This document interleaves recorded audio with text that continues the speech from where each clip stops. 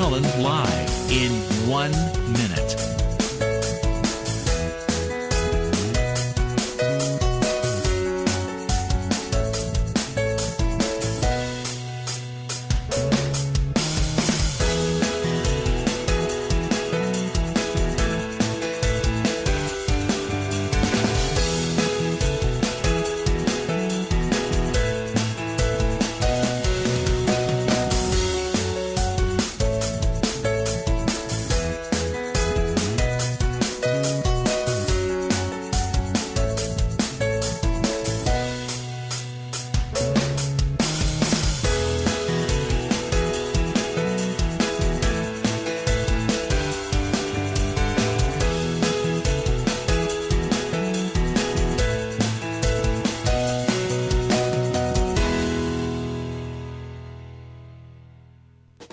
Welcome to Lynn Cullen Live at pghcitypaper.com. Email your questions and comments to Lynn at pghcitypaper.com.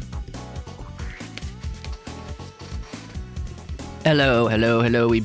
We begin this post-election program with the startling news that our friend Les Ludwig did not win. Jazz?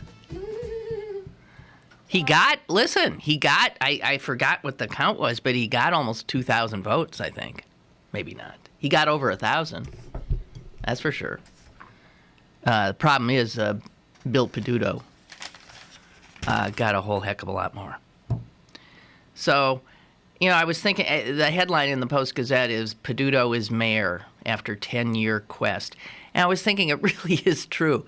This guy has single-mindedly had his focus on that office. Even when it seemed that there's no way he was going to get it. I mean, I remember thinking many times, it's too bad. He's got the skill, but he doesn't have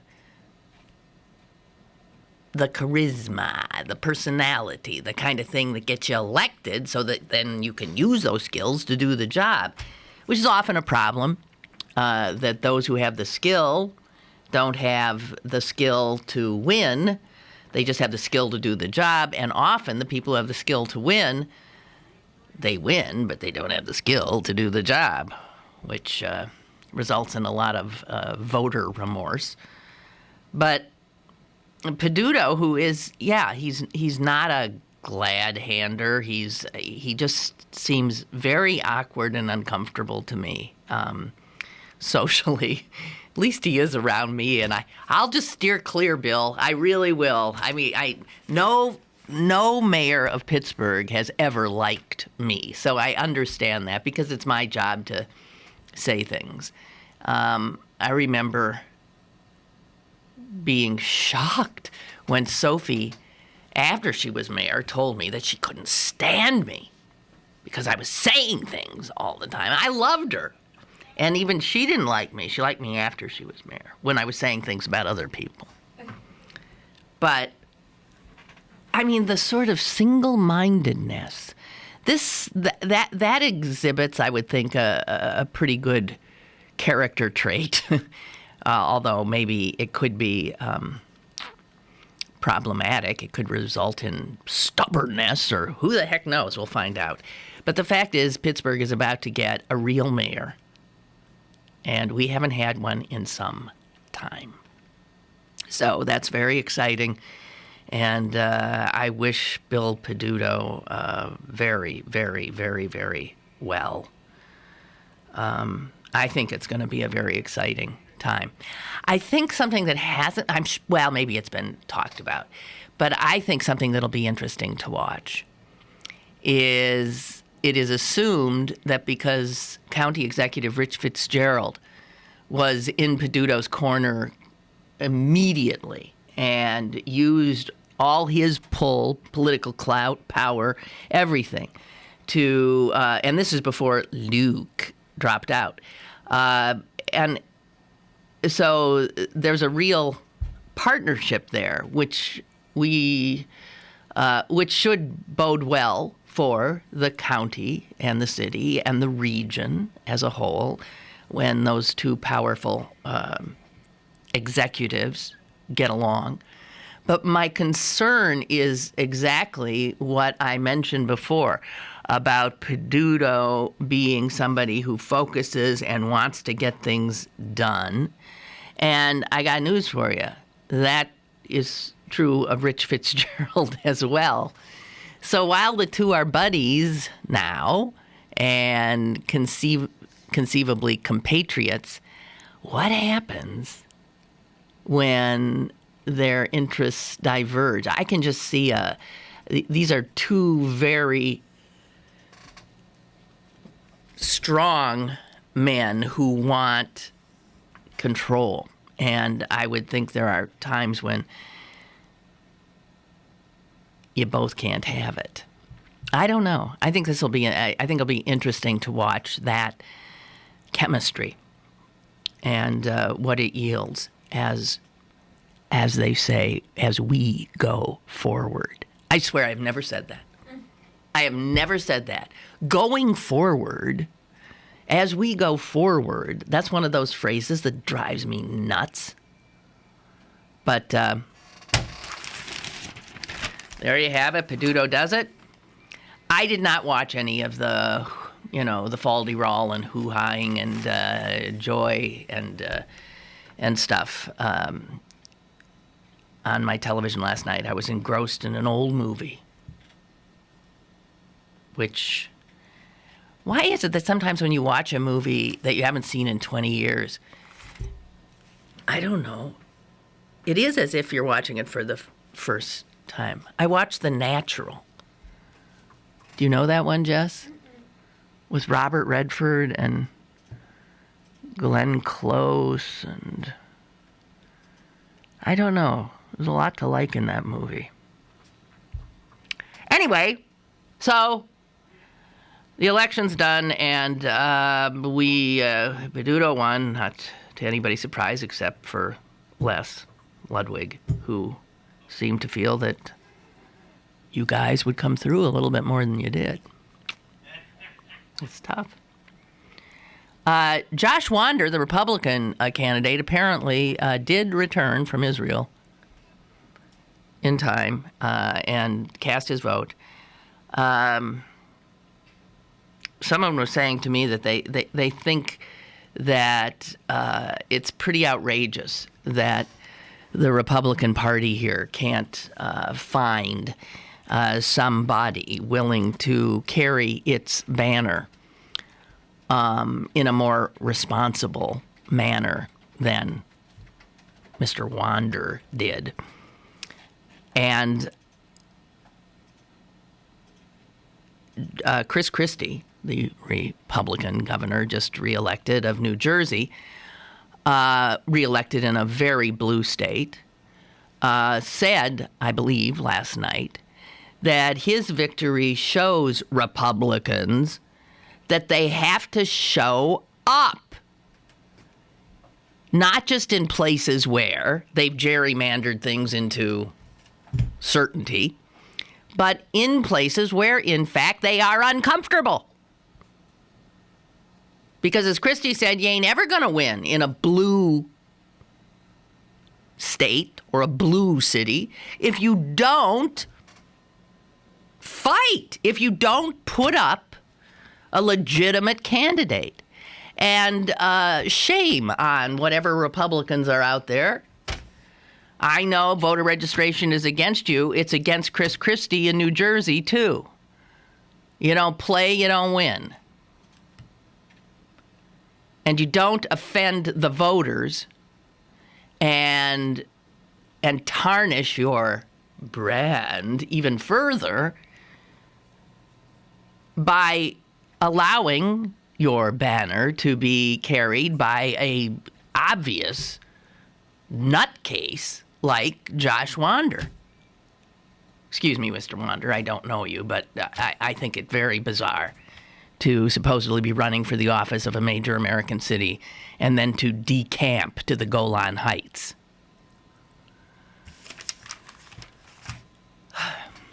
So, What else happened? Did anyone ask you for your voter ID? Jess, were you asked for an ID? You were not. Apparently, the state instructed poll workers to ask for voter ID, even though the state knew full well that it was not required yesterday, because the whole dang repulsive law is, as they say, in limbo because it's in litigation. But the state told people, the poll workers, that they were to ask. And I wasn't asked. You weren't asked. So let's hear it for those poll workers who thumbed their nose at the directive from Harrisburg. I appreciate that. What is more absurd than to ask me, who's been voting in that place for over 20 years, to show proof that I am who I am when everybody there knows who I am? And not just me, not just because it's this loudmouth who's been on TV and stuff. No, they know everybody there. If someone's new, then, understandably, you show ID, and, over the years you get to be known. I don't know. So, I guess next election, the voter ID, if it does go through, we will have to show it. I will do so under such extreme duress. Really anger. Okay, so here's some other little items I've gleaned of a electoral nature after. What is the point? Okay, when you vote for the judges, how do you know who's a good judge? It's not like you appeared before them, generally. It's not as if judges go out and really campaign, or you read past judgments they have written. How do you know who's going to be a good judge? I voted yesterday for judges. I didn't vote for all that I could have because, frankly, I wasn't sure. So the ones I knew, I voted for. I also do make use of those little guides that are given to voters by people who do bother to maybe look into who these people are, what their qualifications are, what their temperament is. And I do hold some store, do you not? I'm just asking. In the Bar Association, making recommendations. They have a committee, and they do interview or talk to all these people, and they do rate them as highly recommended, not recommended, or a friggin' fool. Hello, caller. Hi. Hi. It's Susie. Hi. I'm a judge of elections. Oh, so judge of elections. How'd it go yesterday? My polling place is well known for showing up. Good. What percentage did you get? Do you know? Well, we have about 600 people at our polling place. We figure that about 200 are dead or moved. So the other 400, out of the other 400, we, on a really, really heavy-duty election, for, a big contested Obama-type election, we get over 300. Okay, but what'd you get yesterday? And yesterday we had close to 200. Well, which is a really big turnout for an election of this type for us. It is. I voted mid-afternoon, and I heard the poll worker say when I voted, well, that brings us up to 20%. And that's, we had 196. Well, that's good. Pretty good, I guess. Yeah, it was really good. Okay, but so And did you get these? Did you get these instructions? No, did you get these instructions that you had to ask for voter ID? Voter ID. I said, don't give it to me. Pardon me? I said, please. Don't give me your voter ID. Okay, but I'm saying, did you get instructions from somewhere above you? Oh, yeah, we did. And we did. I know 90% of those people. I've been working at those polls that's my point. since Carrie Edwards. And if I don't know those people by now, I'm an idiot. Yeah. So there are always a few new people. But you know what? If they had to show their ID to register and get in that book, that's good enough for you? Why do I have to ask them to show it again? Well, initially, just to make sure they are the same person that's in your book, right? Yeah. And if I've seen them many times, I don't need to get it. Yeah. It's pretty rare that I see a new person. Yeah. Well. Oftentimes, they offer it anyway if they're new. And often, if they're new, it says in the voter roll that it's required because they're new. Yeah, that makes sense. So then I need to see it. Okay. But there was only one person yesterday who was required, believe it or not, out of everybody who was there. I mean, there were people who walked in and I said, "Hi, Mr. So-and-so." They didn't remember me from a pile of poop. And they said, "How do you remember me?" And I said, "Well, you know, you've been coming here ever since I've been coming here." And they were shocked. Well, good for you. And you know, so the one person who was required, they don't necessarily, up until this point, had to show a photo ID. They had to show their voter registration card or a photo ID. And he pulled out his voter registration card, which to me was good enough. Yeah, well, good. It showed his address. It showed his address, which matched the book. Everything matched the book. Well, it could well be that you, being a reasonable person, will not be allowed to be a poll, supervisor much longer, since reasonableness may be out the door, depending on what happens in that court case. Hey, I got to run. I know. Okay. Thank you. Thank you for your work. We appreciate it. Where was I? Oh, the judges. So I do pay attention to what the Bar Association, because I figure they do know these people. And then I'm thinking, well, personal things could come in, blah, blah, blah, this and that, so I don't know. But I'm assuming I'm giving them the benefit of the doubt that whatever committee of people chosen to do this tries to be diligent in letting us know who's good and who ain't. And one of the people who won yesterday for the Court of Common Pleas is a woman who was flat out, I believe they said, not recommended, which is that's bottom of the barrel. I noted that they said that about her.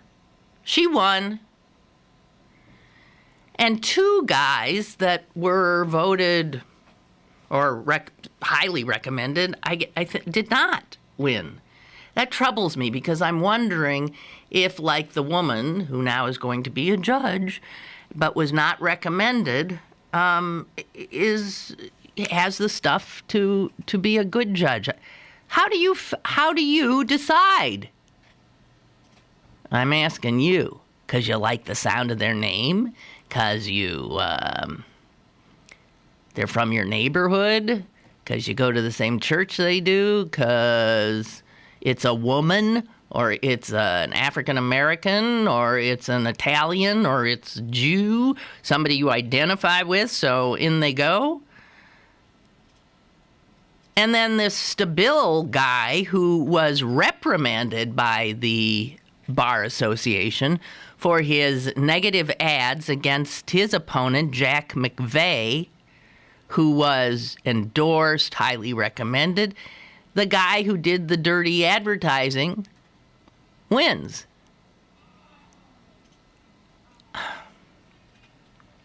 Why? I wonder how people ready themselves to vote. And I wonder if some people really don't ready themselves at all, and they just go in. It's like throwing darts at a dartboard. Okay, it says here I can vote for 4. Well, da-dum, da-dum, da-dum, da-dum.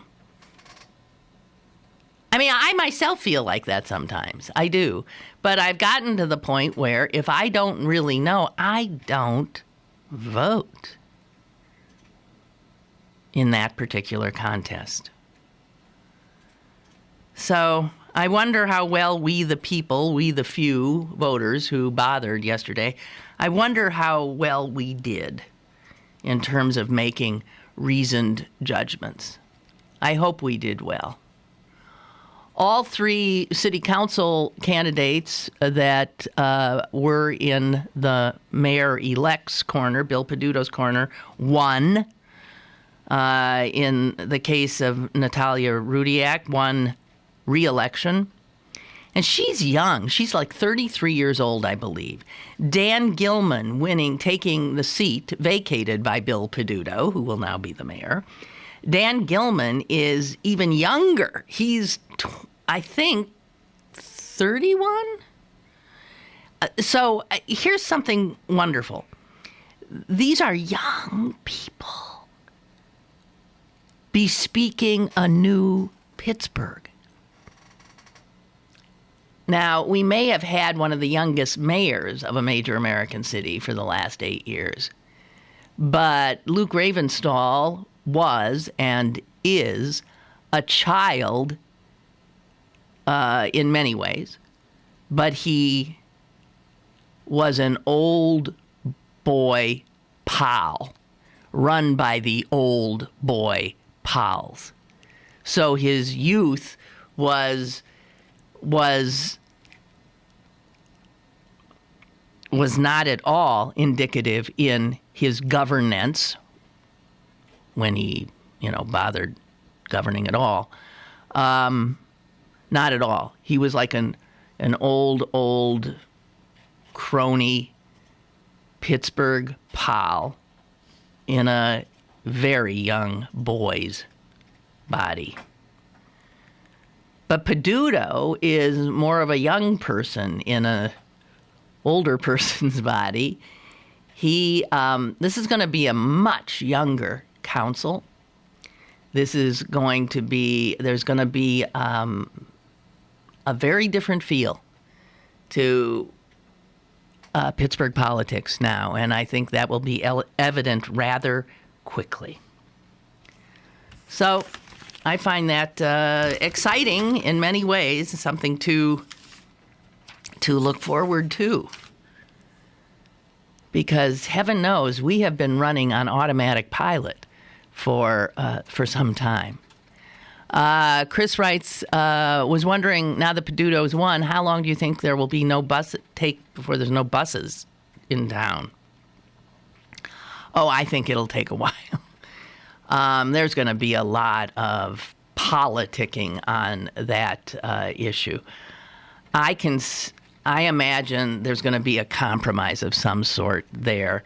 I know Peduto really does want those buses off Smithfield. And I don't know. It makes some sense. I mean, you got Grant, which is a wider street, can handle buses better. And you've got Penn, which is wider and handles buses better. So is that Penn or Liberty? Huh? What? That's still leaving them downtown. That leaves them downtown. Yeah, that's why I think they'll be... I think I can see getting them out of that the inner core of smaller and narrower streets. I understand that. But I don't know. I'm going to try to keep an open mind here, but I got to tell you, literally throwing bus riders under the bus and making them, and many of them, again, old, or women with lots of little kids, one under one arm, and dragging, strollers and all the other paraphernalia of parenthood, plus maybe a backpack because she's dropping them at daycare and then she's going to her job and all this. I mean, And in the rain and in the wind and in the winter. I mean, come on. Jeez. I was thinking that, in 20, 30 years, none of this will matter. The buses won't matter because there'll be all different kinds of transportation. Stuff that we hadn't imagined, like hovercraft and things, and all kinds of weird things will happen that will move people around. That's my guess. I don't know that I'll be around to see it, but I'm pretty sure that people moving will not look the same in 30, 35 years. As we know, I think just the cars themselves will be driving themselves, and increasingly we will all become passengers. That's my bet. But then, what do I know? So, feel free to get in touch one way or the other, telephonically or emailing me. And we'll take a quick break and be right back. Stick around for more with Lynn Cullen Live after this. Download the brand new CP Haps app and find out what's going on in Pittsburgh. It's the free and fun app that puts the most popular events at your fingertips. Text events to 77948 to download now and to be registered to win tickets to Pittsburgh versus New York at Consol Energy Center on November 22nd. The CP Haps app, brought to you by Pittsburgh City Paper. Shop at 10,000 Villages for gifts that give twice. Give to your loved one and give an artisan a life of dignity and hope.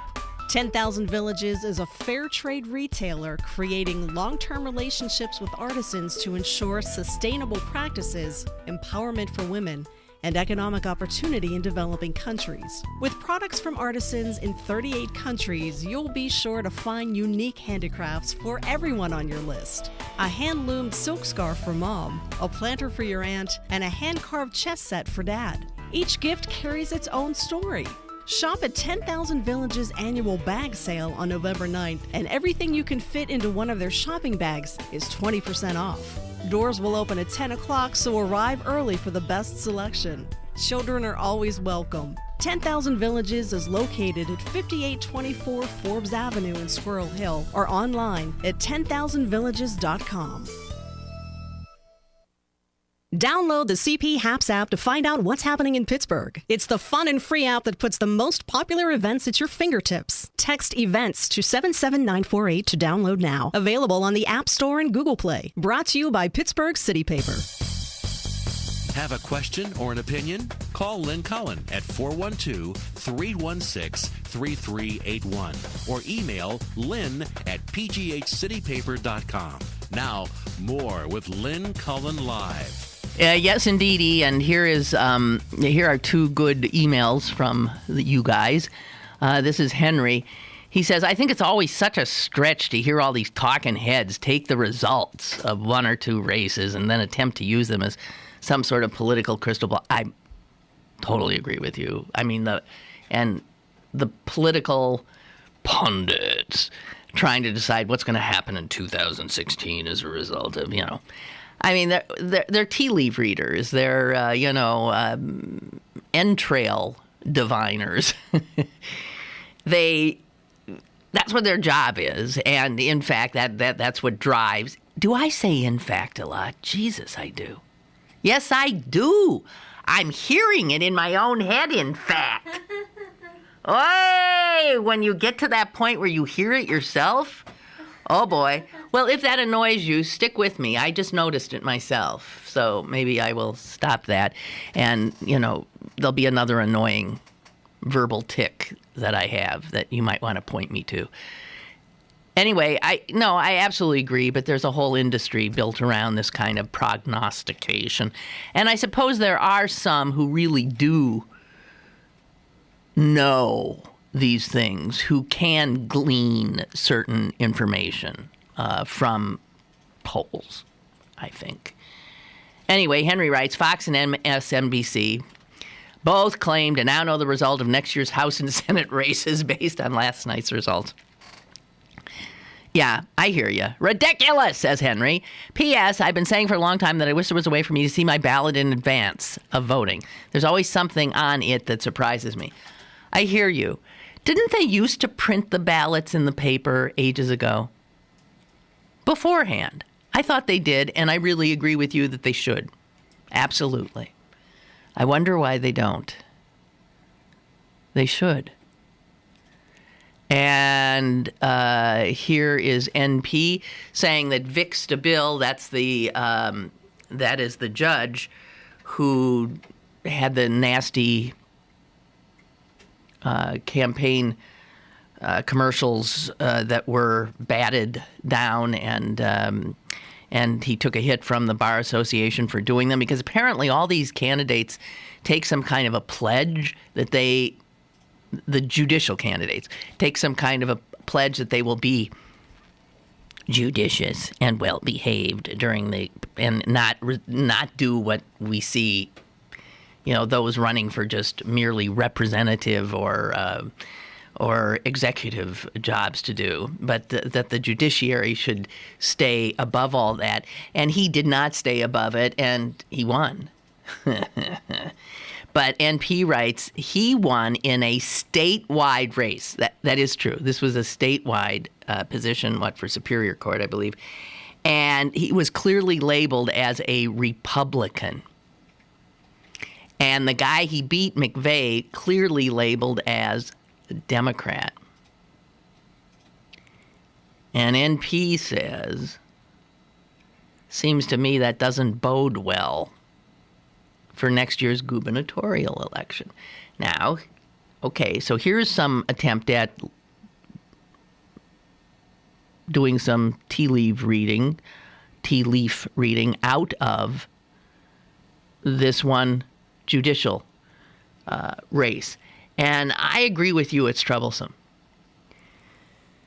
Because if the Republican brand is so battered now because of how they're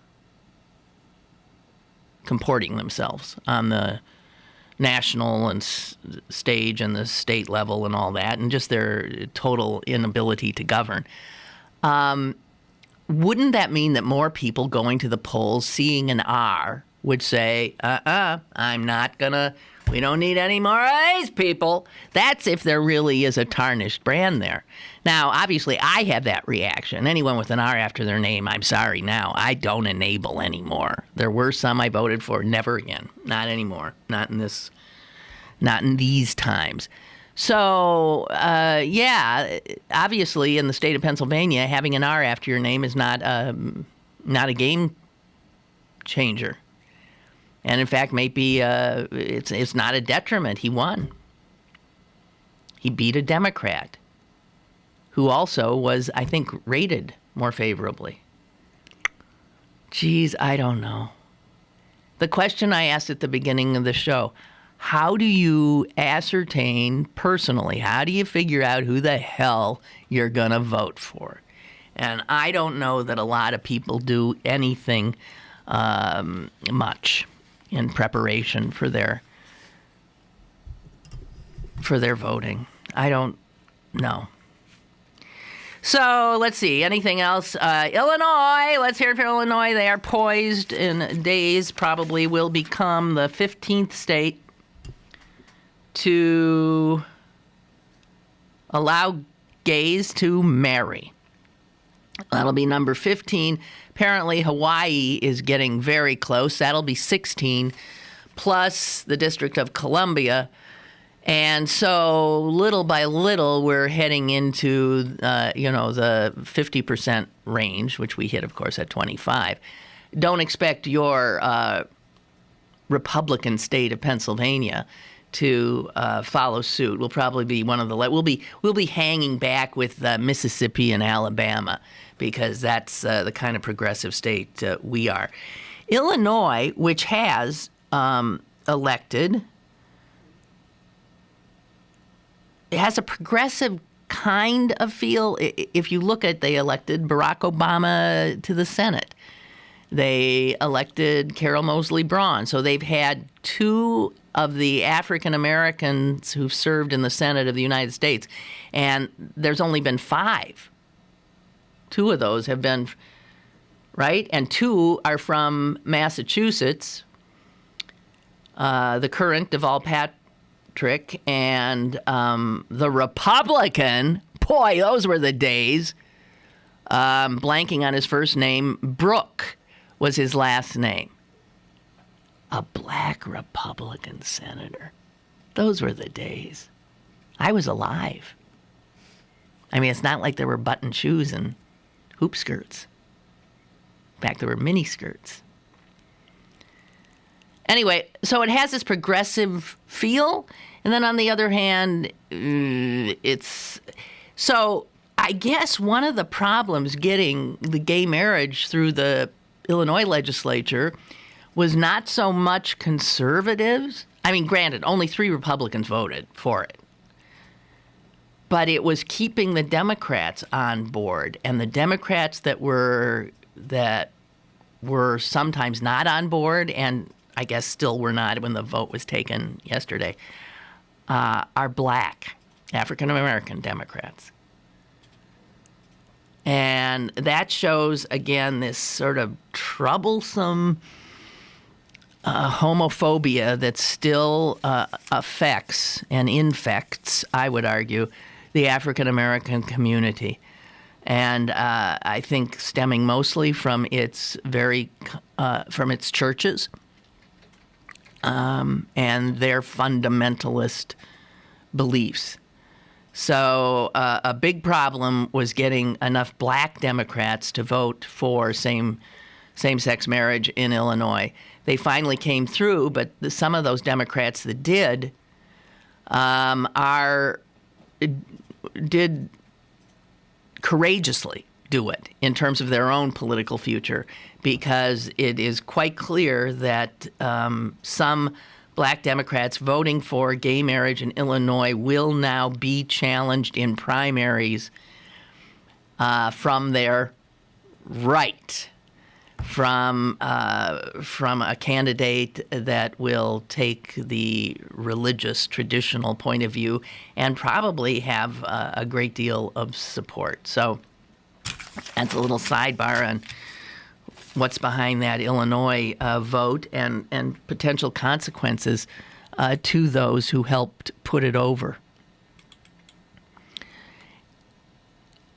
All right, so for NP, was it, who wanted a ballot beforehand, Ed writes in, there is a site where you can get the local ballot from the League of Women Voters. But see, you shouldn't have to do that. It should be something that the newspaper would print. Maybe the problem with the newspaper printing it is, do they just print it for the city of Pittsburgh? Or do they print the ballot for, I mean, stop and think of all the 500 gazillion little bailiwicks around here who had elections. So whose ballot do they print? Maybe that's part of the problem. But there is this site, and go to the site, you put in your address, and I guess that allows them to get you the right ballot. And the site is, for future reference if you want it, it's www.smartvoter.org. Okay? And then there's a bunch of slashes and stuff, but I think that'd do it for you. www.smartvoter.org/SV/PA/state. // Okay? All right? Okay, and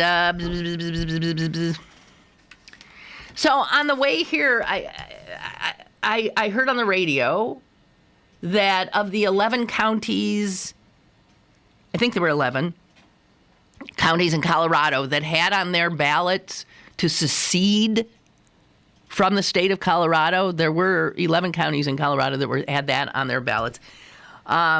I heard on the radio that while some are still counting, 6 of those had turned that down. And I guess we're holding their nose and staying with the state of Colorado.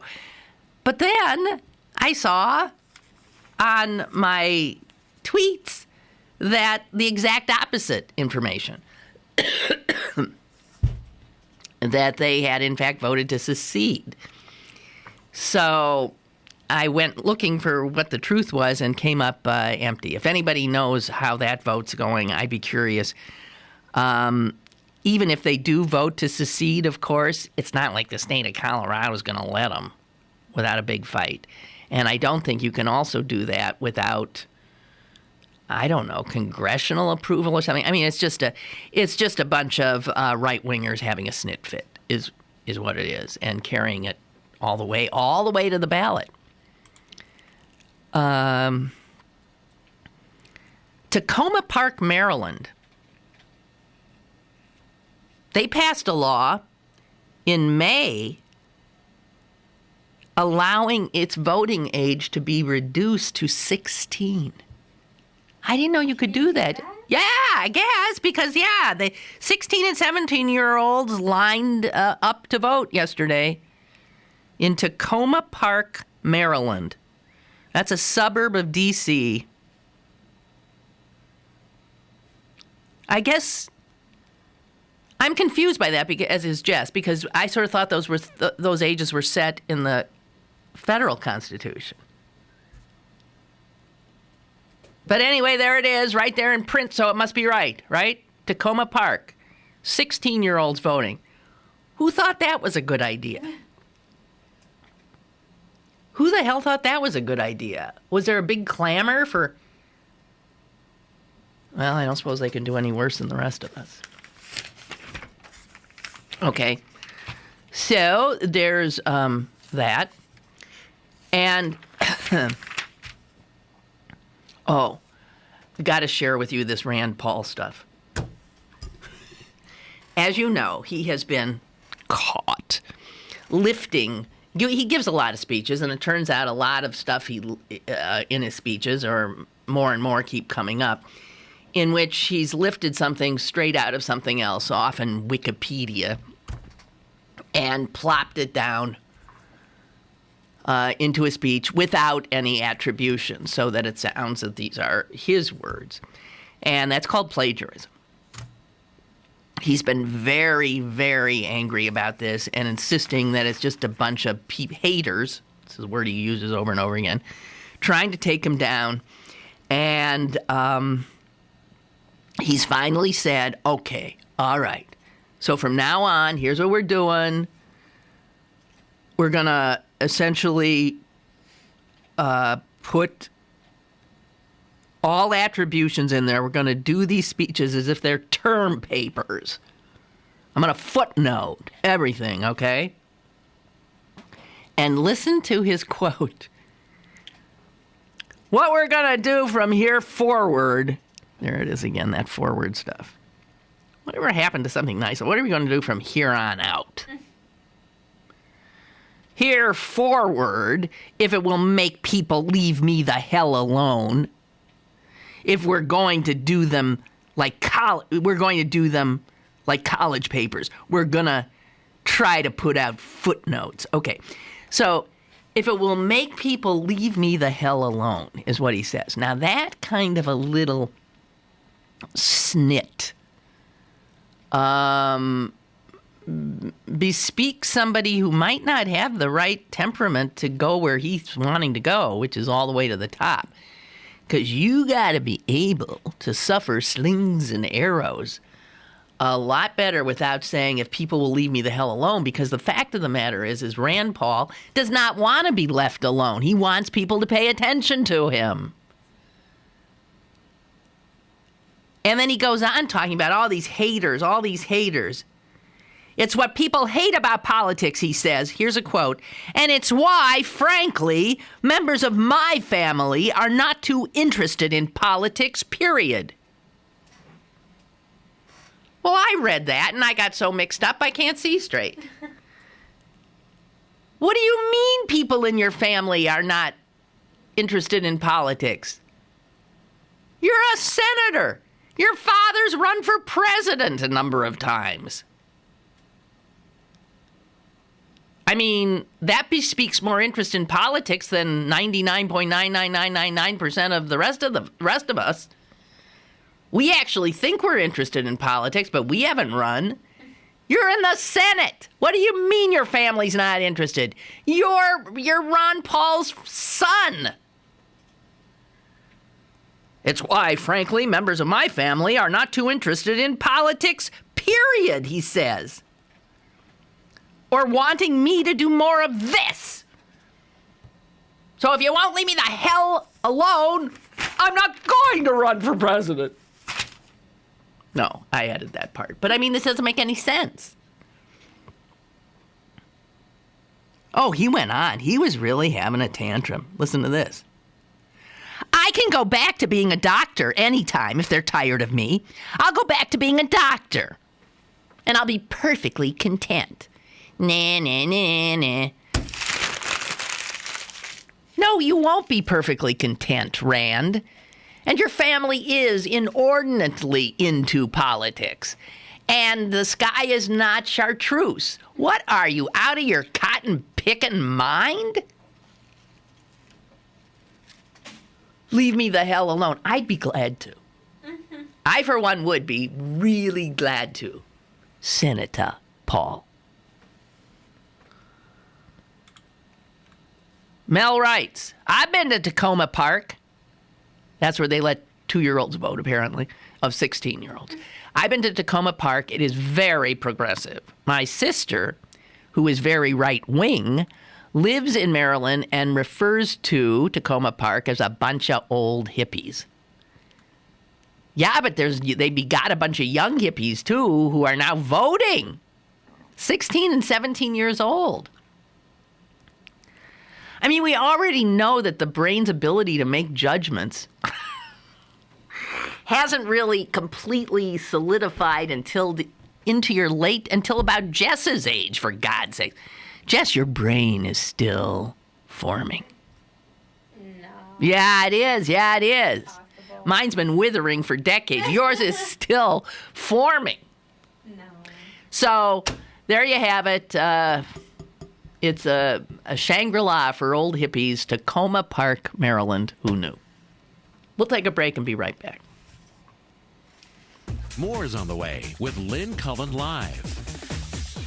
Go to the all-new BergBargains.com for the best deals on gift cards from your favorite local restaurants, bars, museums, attractions, and shows. Log on now for half-off admission to the Pro Football Hall of Fame, Monticello's, and City Theater tickets. The all-new BergBargains.com, Pittsburgh's best bargains, BergBargains.com. Just in time for the holidays, Little's Shoes is your UGG headquarters. Little's has the largest selection of UGGs for men, women, and children to stay warm with shearling-lined boots, shoes, and slippers. Don't forget to get your hats, gloves, scarves, and more. Bring the entire family to view one of the largest in-store UGG shops in the U.S. All available at Little's Shoes, Pittsburgh's largest family shoe store. Forbes Avenue in Squirrel Hill or littleshoes.com. Shop at 10,000 Villages for gifts that give twice. Give to your loved one and give an artisan a life of dignity and hope. 10,000 Villages is a fair trade retailer creating long-term relationships with artisans to ensure sustainable practices, empowerment for women, and economic opportunity in developing countries. With products from artisans in 38 countries, you'll be sure to find unique handicrafts for everyone on your list. A hand-loomed silk scarf for mom, a planter for your aunt, and a hand-carved chess set for dad. Each gift carries its own story. Shop at 10,000 Villages' annual bag sale on November 9th, and everything you can fit into one of their shopping bags is 20% off. Doors will open at 10 o'clock, so arrive early for the best selection. Children are always welcome. 10,000 Villages is located at 5824 Forbes Avenue in Squirrel Hill or online at 10,000villages.com. You're listening to Lynn Cullen Live at pghcitypaper.com. Once again, here's Lynn Cullen. Hello there. Welcome, welcome, welcome, welcome, welcome. Well, here's some interesting little tidbits. The voters of Colorado, while some were voting to secede from Colorado, creating a new state called North Colorado. Very clever. The voters of Colorado, as you know, have also legalized marijuana for recreational purposes. And they did agree in a referendum yesterday to tax it at a certain rate. I've always said, for struggling states to not realize what a treasure trove awaits them in legalization of marijuana because of the tax revenue you could take in, I mean, I think, and so this is interesting. So guess what they're taxing marijuana at? 25%. Damn.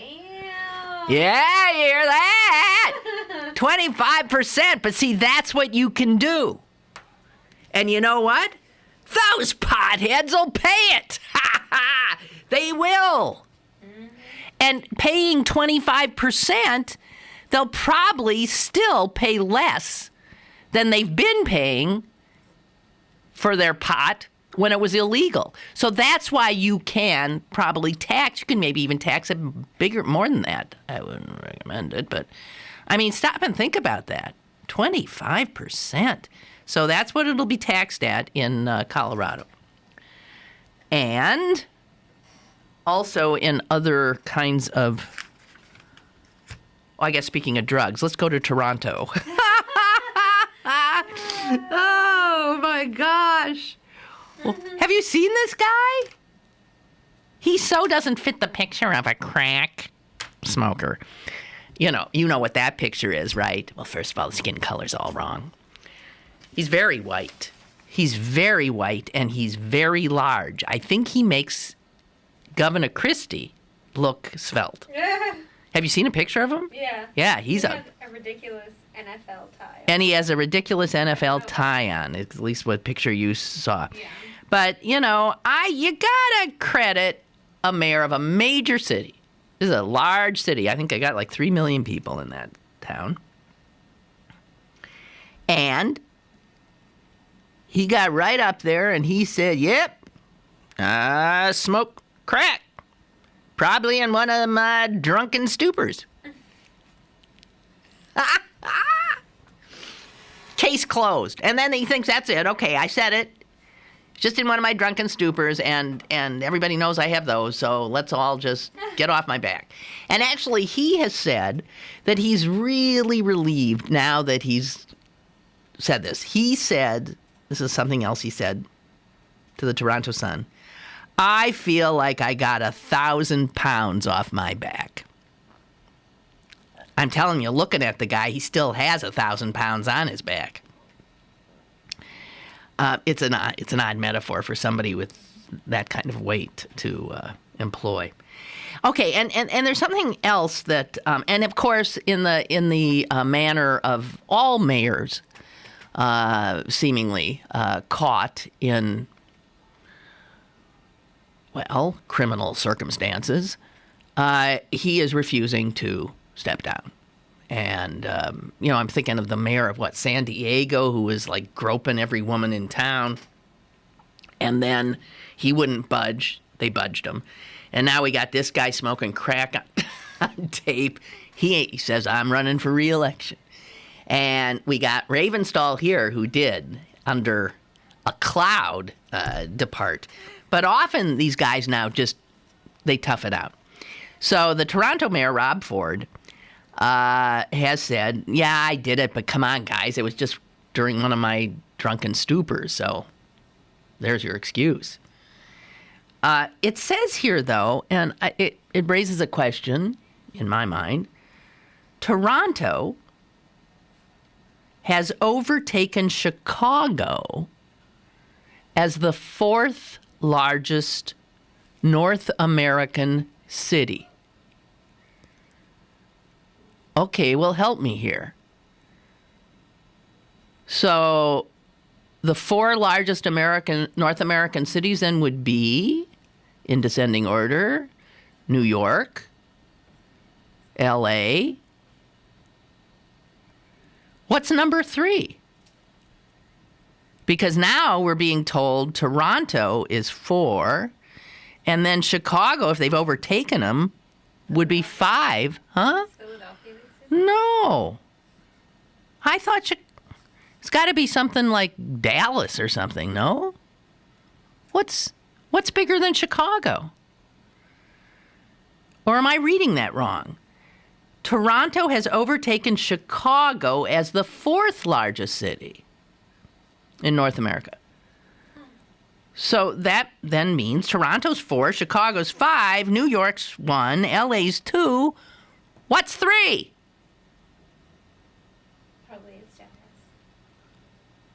Oh, wait a minute. North America, does that include Mexico? Does it? I don't. Does North America include Mexico? No.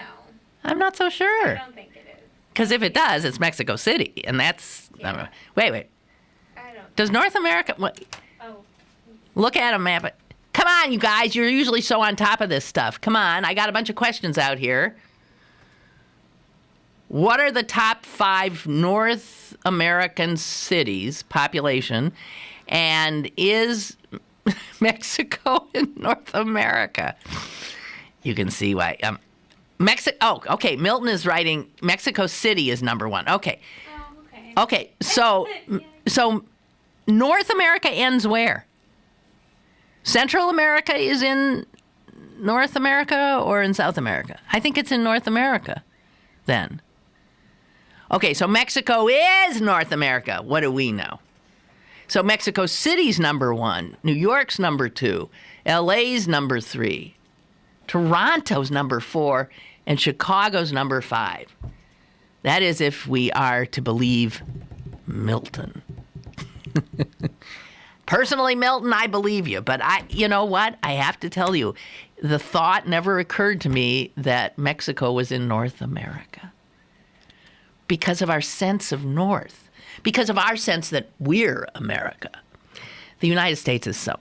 We're America. Now, granted, we do, if it's North America, we do have to allow those Canadians sitting atop us to definitely be part of North America with us. But I think most Americans would argue or think, without having given it much thought, that North America is constituted by Canada and the United States. And like all those Spanish-speaking people, that goes south. That goes with the South. But that's not true? Are you coming up with anything? No. Continents. I mean, that's got to be pretty basic. What constitutes North America? I mean, what countries constitute North America? Google it. Okay, here we go. Okay. Okay, here it is. Really?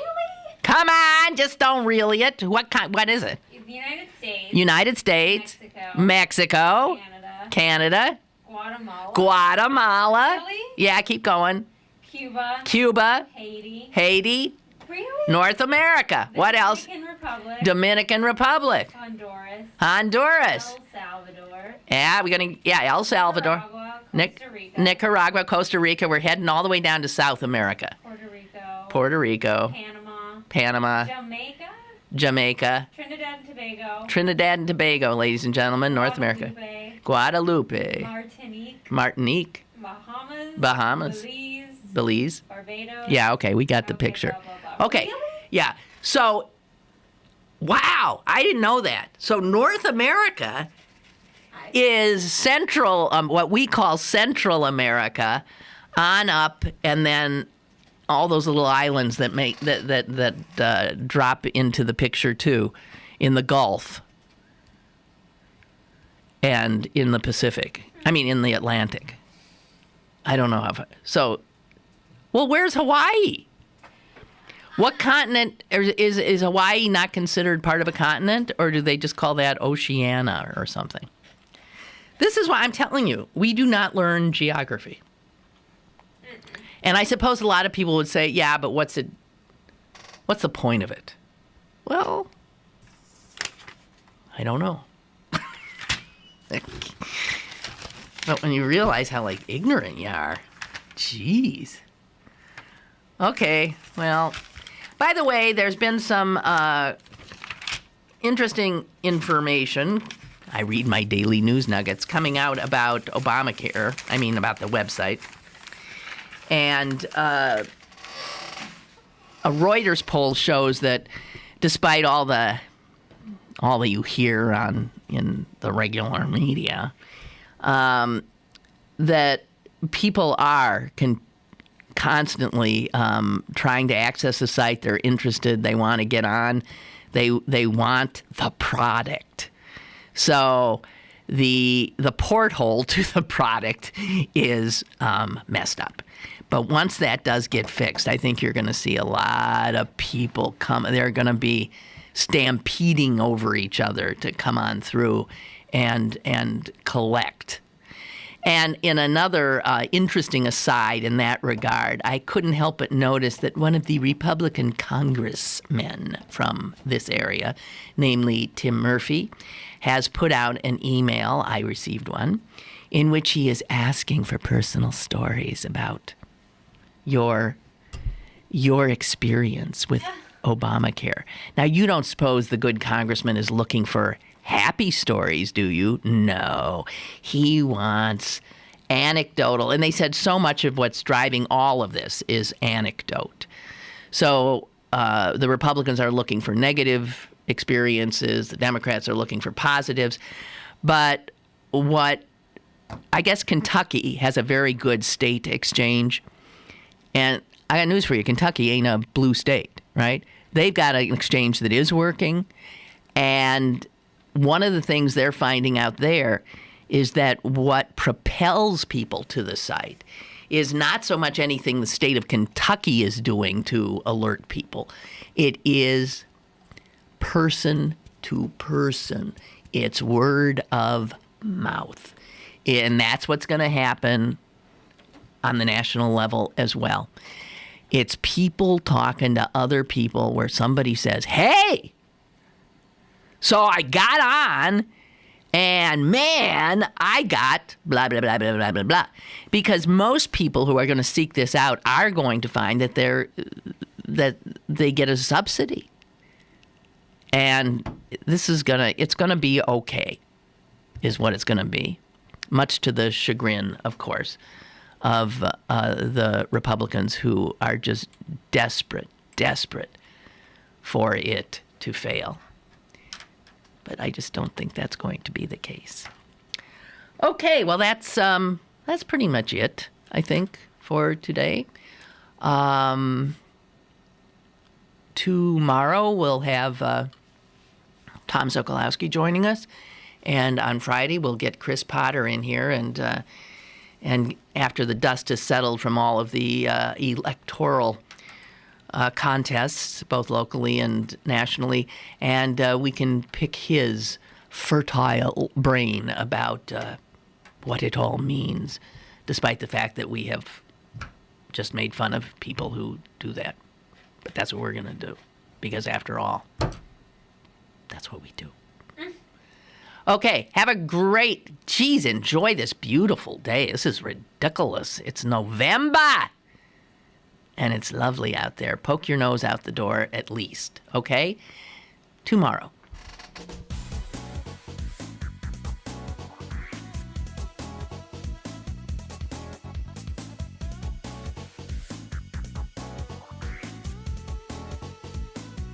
Lynn Cullen Live, Monday through Friday from 10 a.m. to 11 a.m. and archived at pghcitypaper.com. The opinions expressed on Lynn Cullen Live are those of the host and do not necessarily reflect the viewpoints of Pittsburgh City Paper, Steel City Media, and its advertisers.